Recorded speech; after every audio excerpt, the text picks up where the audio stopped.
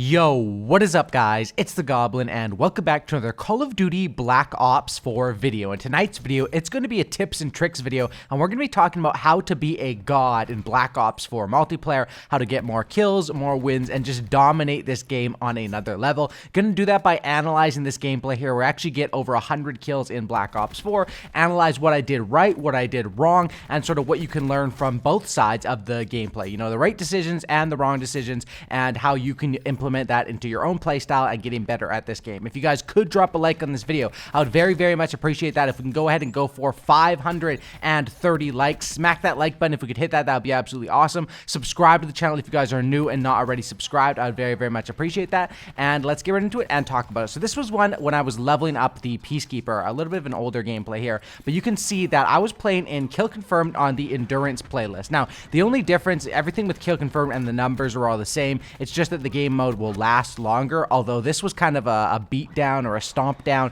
so it didn't really even last that much, over 10 minutes this game, and I was able to get over 100 plus kills. So you'll see here, first of all, Kill Confirmed is the way to go if you want to get streaks. Are Call of Duty, and especially a Black Ops Call of Duty, have always been around streaks, and that's sort of how I play it on this gameplay. Going into it, my mindset is, if I'm playing on Kill Confirmed, is to play for points, and Kill Confirmed is always such a weird game mode because kills aren't even worth as much as going for the tags after you get the kill. So you really have to adjust your playstyle and sort of know what you're going for. I have the ComSec device, I have the Peacekeeper class set up here. I made a video on a Peacekeeper class set up the other day. You guys should definitely check that out. Or it was about a week ago, but really going through the whole class setup. But you can see here, my mission is simple, and it's the Kill Confirmed game plan. Every game mode you should have sort of a different game plan, and it's for the game mode and for the map. So my plan here, going into Kill Confirmed on Slums, is pretty much get myself up enough points to get one set of streaks,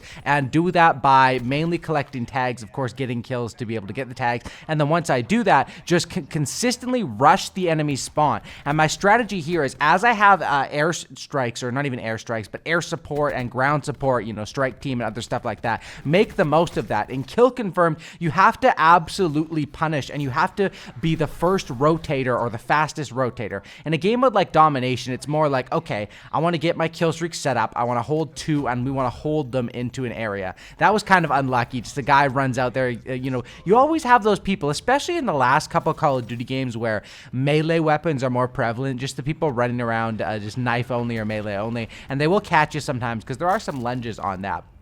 But back to the game mode discrepancy that I was talking about. So Domination, yeah, you want to get your streaks up. I would think going into it, if it was Slums Domination, get my streaks up, try to hold the enemies into a spawn, and just let the streaks and let the map control allow me to stack my points and kills. Right here, I go aggressive, of course, to go for all those tags, which sort of was the right move. You can see the reason why I do that is I didn't have as many points stacked up going into that. If I was one-off streaks, that probably would have been a more risky move. But I play, you know, I know my game mode and my game plan going into it, and I play according to that. So right here, I'm like 745 off streaks. I'm running around. I'm going to go aggressive right here into the enemy spawn, and look at that. The Thresher comes through, and I'm able to pick up 2 tags right there, off getting the kill, and then the enemy who was distracted by the Thresher. Right there, I pick up another kill, and then my kill streak gets another one. You can just see how I'm able to do this, and I was shut down because of a player who I guess spawned on the side and rushed up from another way, but you can see how quickly you can absolutely, on a spawn flip,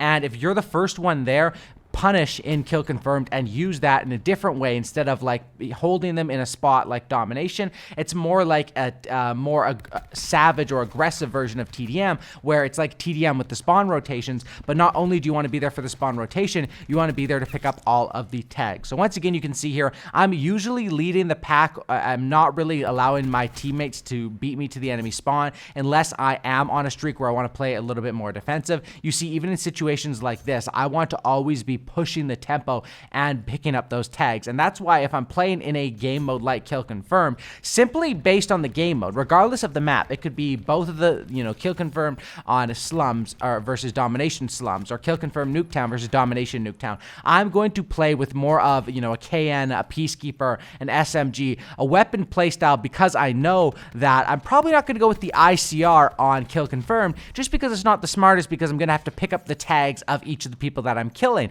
if I'm using a weapon, maybe like a sniper or an ICR, where most of my kills are coming more at a distance, although snipers are, pretty much quick scoping. And Call of Duty sniping is a little bit different than it is in any other game, because you can actually use it at a closer to medium range, I guess, just because of how good quick scoping is. But that's basically why kill confirmed. You'll usually see me sticking to the same sort of principles or game plan, at least around in this game, because of the tags being worth 100, which they have been worth quite a bit in the past as well. And then each of my kills being worth 50, but then I also have the crash specialist, which bumps that up to 75. Comsec device to bring my score streaks down, and it's basically all a game around that. Kill confirmed is all about the tags and all about using those tags to get yourself kill streaks, to get yourself dominance, to basically do what you want and run the game that way. And it's really interesting because obviously in normal kill confirmed, your game is not going to last as long, and you don't really need to be as safe about tags or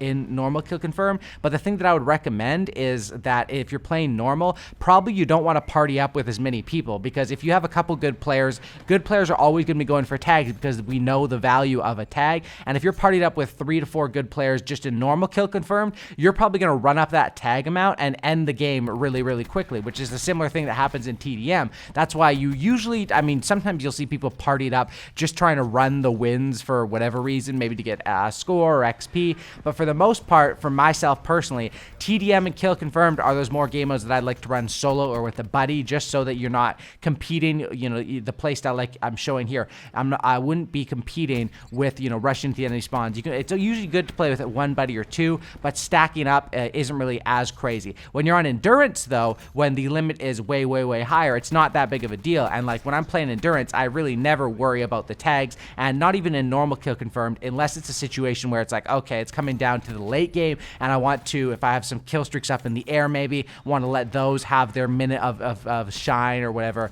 before I pick up some tags. You can see here it's coming down to, I've been playing the same sort of strategy throughout the game. I've had some times where I'm able to loop the streaks multiple times, other times where I'm shut down right away, but regardless, I'm not switching up my play style. And the only thing that I'm looking at when making these decisions pretty much is how many points I have on that bottom right and how close I am to next streaks. That's pretty much it when thinking about this decision making. Also, I guess thinking that, okay, it's coming more towards the end of the game, so I want to play even a little bit more aggressive. But you can see a situation like this where I'm basically one kill off. I don't mind playing back here a little bit behind the teammates and taking my time, and then getting that kill, even allowing the teammate, well, obviously I would have liked to get that tag, but the teammate was right in front of me, so I didn't even bother. So when I'm on a streak like this, I'm playing more central, I guess you could call it, more close to the center of the map. And this is something you'll notice, especially from a lot of good players if you watch any sort of Nuketown gameplays. It's like people do go savage mode, go up into the enemy's building, go up into the enemy's spawn in Nuketown, and just do absolute damage. But you'll also see when people are close to those streaks, especially if you watch any of my gameplays,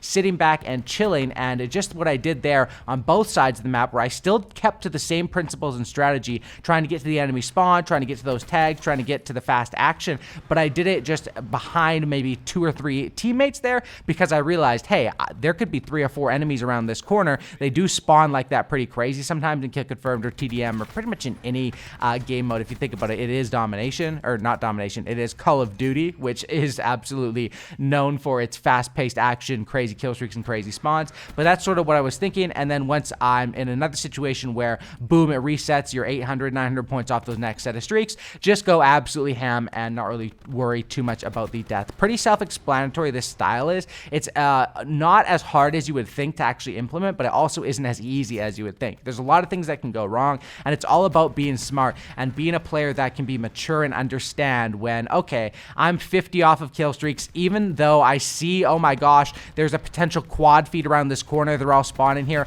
The smart thing to do would probably just be to sit back and take the enemies on a different, a head glitch right here as they rush me instead of pushing in. That's something that a more mature player will do, and that's something that me as a player, I don't know if it's me as like a Call of Duty player or a Call of Duty career, or just as a person, I feel like just becoming more mature and someone that understands, like, I've talked about this before in multiple videos, but just understanding the value of either controlling spawns on something like a hard point game mode, like the value of controlling spawns. There's a reason there's players that are anchors in professional Call of Duty that are controlled those spawns on hardpoint, the value of getting tags and getting points on kill confirmed, and the value of, you know, having objectives and forcing the enemies to spawn where you want in domination. These are all things that are easy in concept, but of course take years and years of practice and development to do them at a very, very high level. Call of Duty isn't the hardest game to get to a good level at, but it is.